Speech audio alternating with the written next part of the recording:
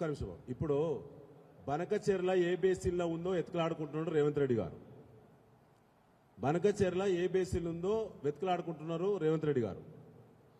గోదావరి మీదనే ఉందా దేవాదల ప్రాజెక్ట్ అని చెప్పి వెతుకులాడుకుంటున్నాడు రేవంత్ రెడ్డి గారు. ఆ దశలో కాంగ్రెస్ పార్టీ ముఖ్యమంత్రిగా నేను ఆరోపణలు చేసిండు. దానికి శాంటిటీ ఉందంటారు ఆరోపణలకి? వారు చెప్పేది నిజమైతే దేవాదలు ఎక్కడుందో ఆయన తెలియదు, బనకచెర్ల ఎక్కడుందో తెలియదు. మినిమం బేసిక్స్ లేనటువంటి, అవగాహన లేనటువంటి అవివేకి రేవంత్ రెడ్డి. తన మాటలకు విలువ ఉందంటారా? కాళేశ్వరం మీద కుట్ర చేసింది నిజం కాదంటారా? దేవాదలు ఎక్కడుందో తెలియనోడు కాళేశ్వరం కూలిపోయింది, కొట్టుకపోయింది, కాళేశ్వరం నాశనం అయిపోయింది, అది పనికే రాదని తను చెప్పిన మాటలు, ఉత్తమ్ కుమార్ రెడ్డి చెప్పినటువంటి బ్రోకర్ మాటలు నిజమేనంటారా?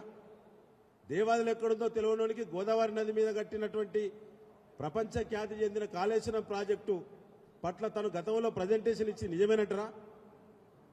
Thank you.